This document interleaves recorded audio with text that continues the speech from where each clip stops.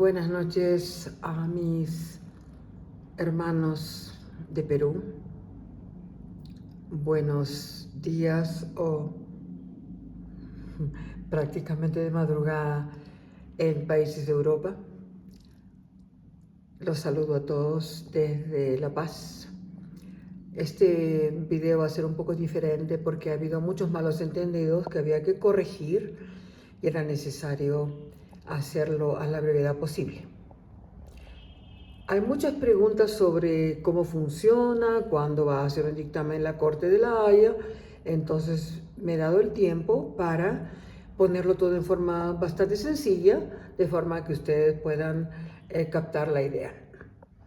El Ministerio Público de Perú, ya hemos visto en todas las instancias, hasta el Tribunal Constitucional, ha fallado a su manera. No se ha aplicado la justicia en términos de jurisprudencia internacional, según los acuerdos que el Perú ha firmado y ha ratificado en los últimos años. No hay justicia para las víctimas ni para sus familiares, y mucho menos para el presidente Pedro Castillo Terrones. Ahí por eso puse en rojo, Ministerio Público de Perú, se han agotado todas las posibilidades. Se hizo una denuncia en la Corte Interamericana de Derechos Humanos en San José, Costa Rica, que depende de la OEA. Y tal como ven ustedes en este diagrama, el Ministerio Público del Perú tiene contactos con el CIDH, pero, disculpen, la OEA tiene evidentemente nexos y lazos con empresas de Canadá, de Estados Unidos y de Gran Bretaña que están explotando nuestros recursos naturales. Y entonces la OEA, a través de la CIDH, no van a hacer gran cosa respecto a la situación de Perú. No lo han hecho en 15 meses, ya no creo que lo hagan. Luego, vamos a lo importante. La Corte Penal Internacional, o el International Crime Court de la Haya, Países Bajos, que es supranacional, que está por encima de la de San José y con seguridad encima de la de Perú, las Cortes de Perú, los tribunales de Perú. Ahora, que quede claro, la Corte informa a un país que se está estudiando un caso porque se ha recibido información. Y como se acostumbra en Perú, de no contestar o dilatar o posponer, no le va ni le viene al CPI. Dan un plazo aceptable para los correos de internet que han enviado o las cartas oficiales que han enviado. No contestan, ellos siguen con el trámite respectivo. No se necesita que la otra contraparte dé su versión o conteste o refute. No contestan, piensan que con eso van a dilatar. No, la Corte tiene estatutos propios. Y ahora vamos a lo importante. Que en el fondo, disculpen, las preguntas que me han hecho están todas en esa, si usted googlea, icc-cpi.int, y está que es la Corte en castellano. ¿Qué dice Human Rights Watch sobre la Corte Penal Internacional? Bueno, es la última instancia para el enjuiciamiento de crímenes graves internacionales como genocidio, crímenes de guerra, delitos de lesa humanidad. Y en eso tienen que poner atención. A medida que proliferan las crisis de derechos humanos asociadas con delitos internacionales, ha quedado demostrado que su mandato es mucho más necesario y arduo de lo que se anticipó o anticiparon sus fundadores. Integrantes en la Corte. Esta ilustre doctora, Luz Carmen Ibáñez, es de origen peruano. Y ella está en esa página explicando justamente la Corte, una introducción, cómo funciona la Corte. Estos son funcionarios que ustedes ven acá: Magali Bobbio, Juan Pablo Calderón, son secundados por estos juristas, que son Marisela García, que es Franco Matillana, la doctora Sonia Robla,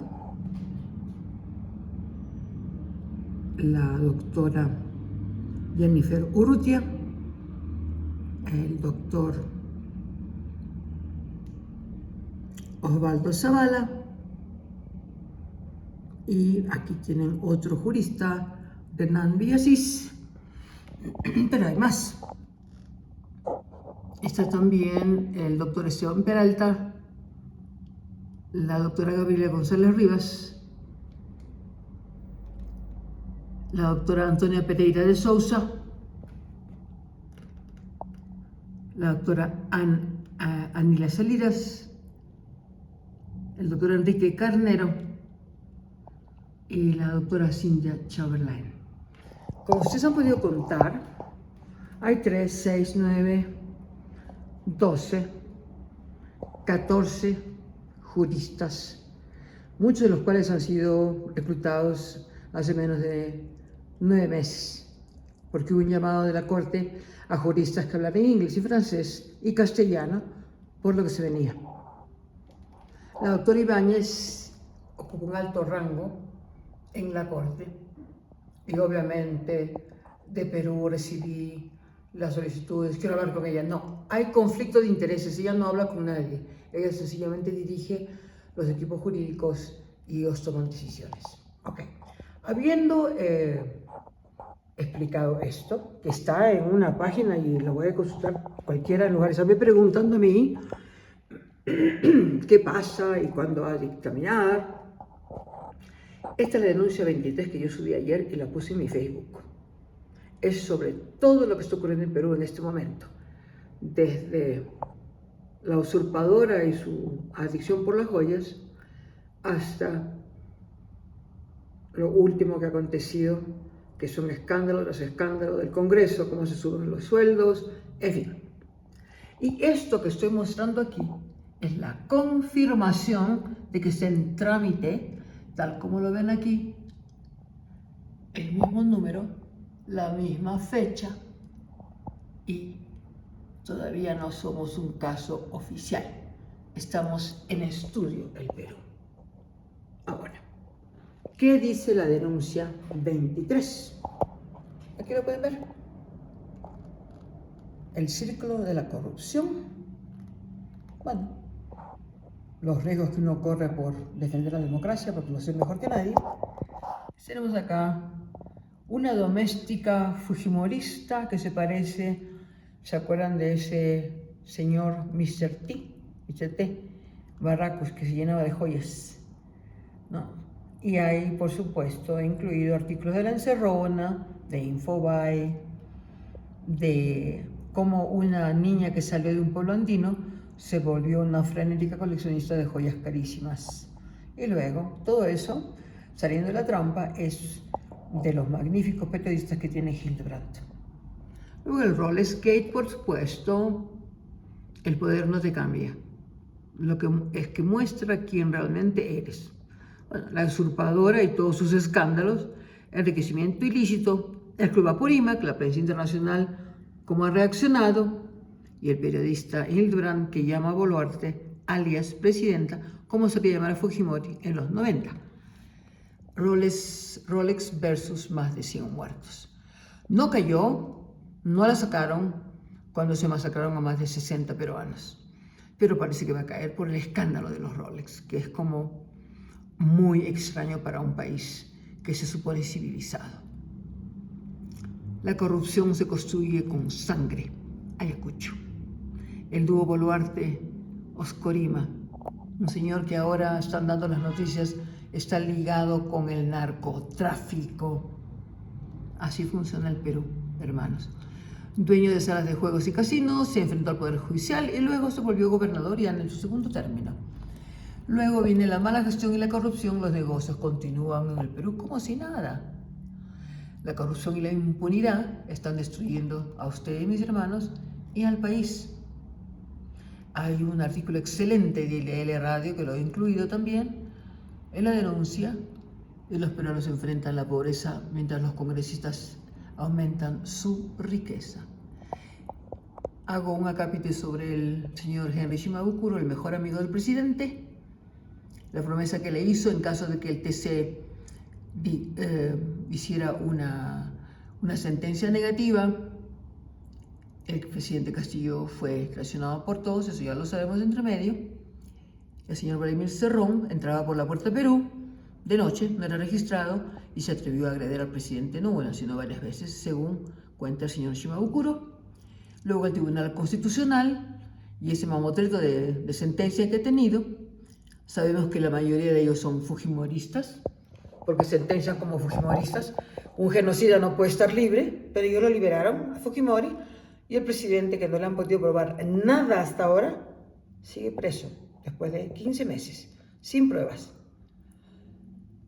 Los juristas peruanos critican al TC. Empiezo por el doctor Benji Espinosa, que fue muy claro, muy certero. Luego sigo con el doctor Guillermo Olivera Díaz. Luego incluyo a dos tribunos, uno que defiende lo que ha sentenciado el TC, como que era lo correcto, según él, y aquel que falló solamente respecto a la detención, como fue hecha con fuerza y con armas semiautomáticas, y el resto sí está correcto lo que hicieron ellos, porque así funciona pues el TC. Y luego el doctor Olivera, que los contraataca, con buenos argumentos, entre medio, hay que decirlo. Luego, ya al final, pongo lo que le espera al Perú, que es la insurgencia popular, los insurgentes contra el fujimorismo, recordando el 5 de abril del 92, cuando realmente hubo un golpe con tanques, con armas, con uniformados, en fin.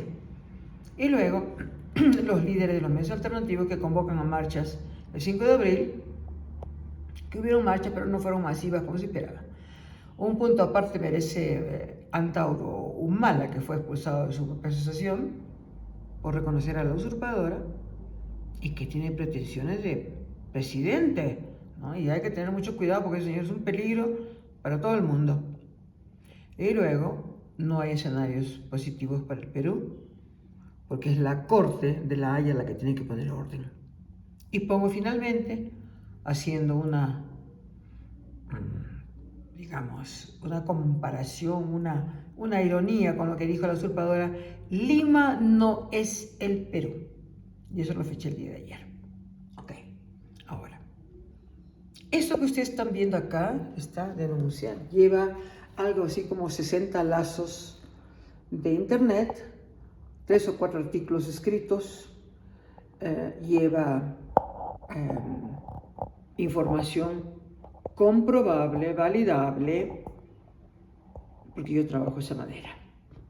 Yo escribo mis denuncias en inglés, porque si bien es cierto que tenemos esos ilustres juristas, las comisiones que se forman, por donde pasan los casos que son estudiados exhaustivamente, tienen más de 20 nacionalidades y los idiomas oficiales son inglés y francés.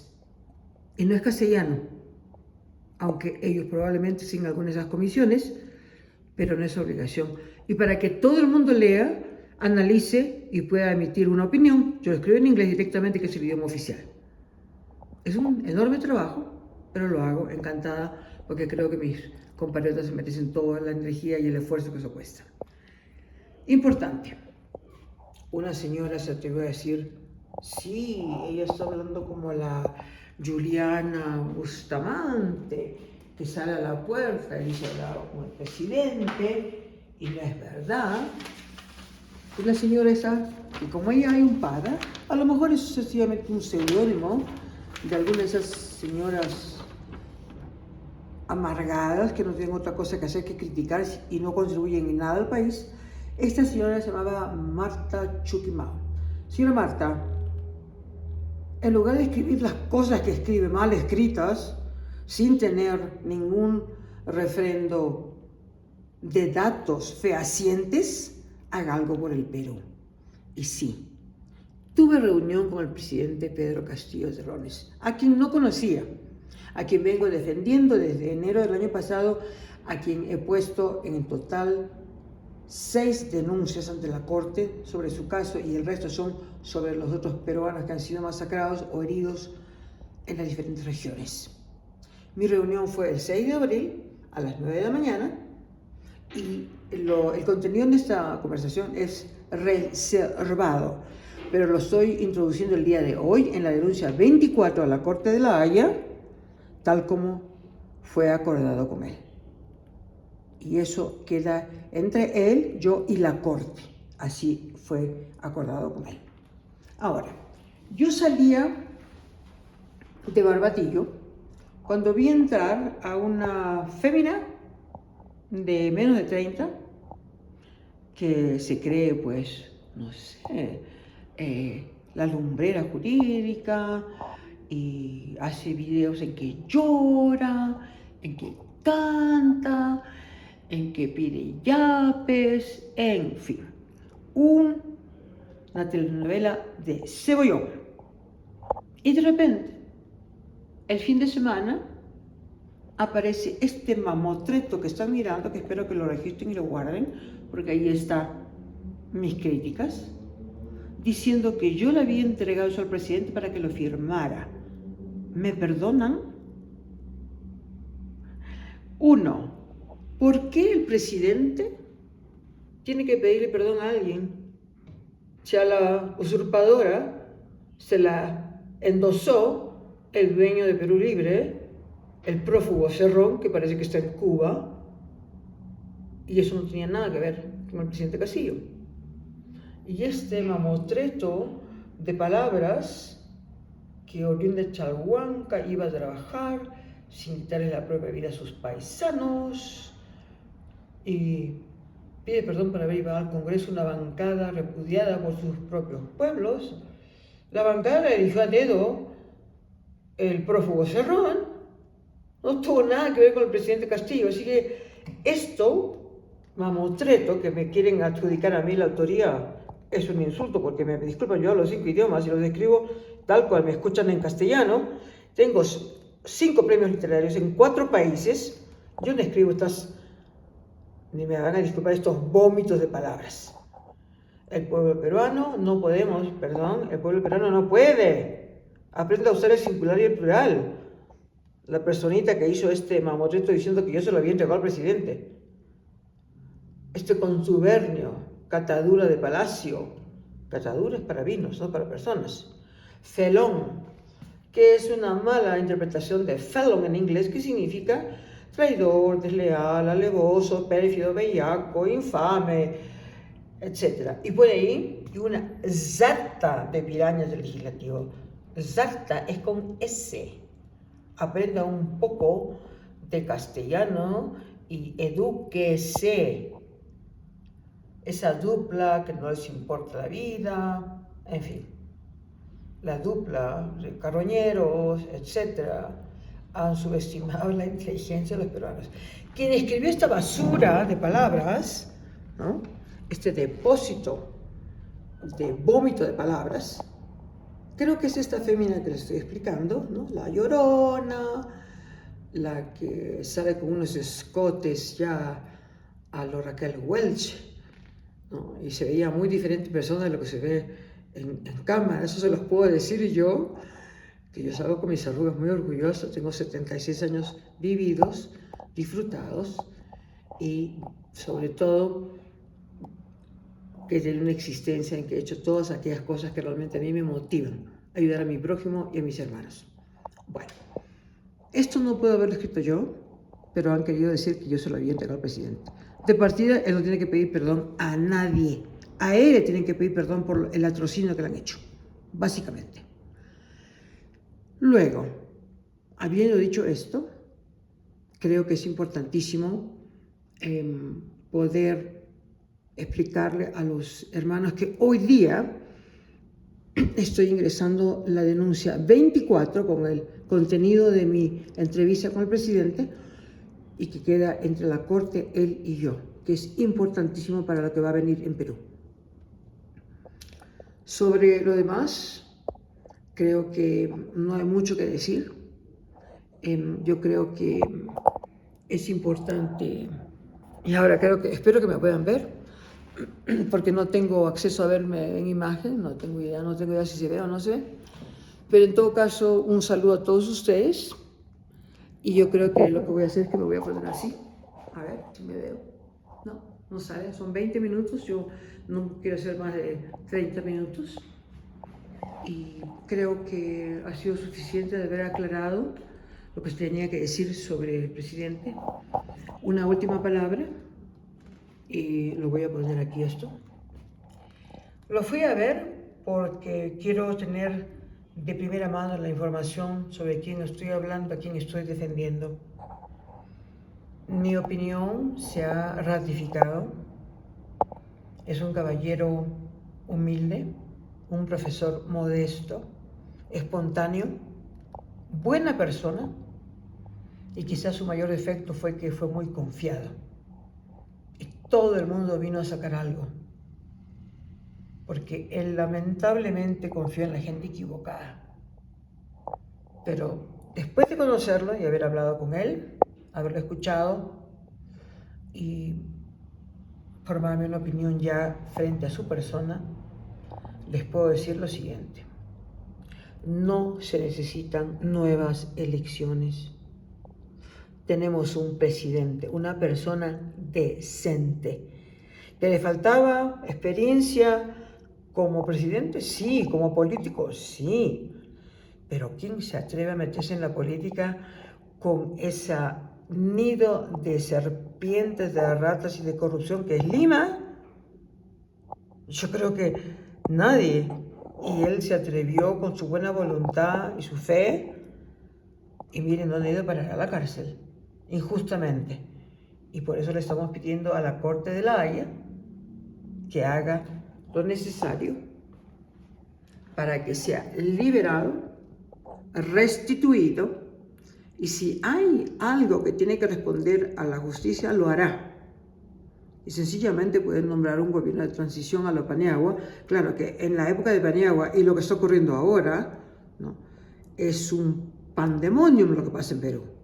Va a necesitar un equipo de profesionales de gran conocimiento, profesionalismo, sin afiliación partidaria, que haga un gobierno de transición hasta que se pueda restituir la democracia, partiendo por un referéndum, una nueva constitución, y sobre todo escuchando lo que el pueblo quiere. Y el pueblo no quiere más corrupción, no quiere más explotación, no quiere más injusticia social y no quiere más corruptos.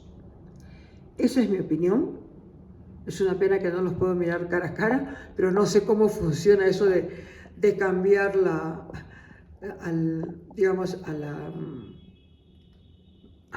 cámara para que me puedan ver a mí, ¿no? Y si la cambio, ay, perdonen, disculpen, yo no soy comunicadora, digamos, de alternativa, ni monetizo nada, todo lo que hago es por mis compatriotas y porque tenemos un presidente que realmente ha merecido cada minuto, cada trozo, cantidad de energía que ha invertido en las 23 denuncias y hoy día solo en las 24, porque es un maestro decente, del campo, sencillo, que no merece estar encarcelado, mientras que el genocida está libre. Eso nada más, hermanos, me despido. Un abrazo como siempre para todos ustedes. Disculpen que no les puedo dar mi saludo, pero tengo mi mano en el corazón, los quiero mucho. Seguiré en la lucha. Y sí, estuve en Perú y vi lo peor de lo que es Perú en Puno y en Arequipa. Y sí, tuve reglaje, me sacaron fotos, trataron de intimidarme, me siguieron. Es más, a la salida casi no me dejaron salir del aeropuerto, pero uno, yo soy holandesa, ando con pasaporte holandés, y segundo, tengo 2 denuncias a la Corte de La Haya en que pido garantías para mi seguridad física y mi integridad, ¿ok? Eso nada más. Un abrazote a todos, buenas noches, y espero que estas buenas noticias que van a haber mejores noticias en el futuro. Eso ténganlo por seguro. Los quiero mucho. Jayaya, Perú. Causachum, Perú. Hasta la próxima.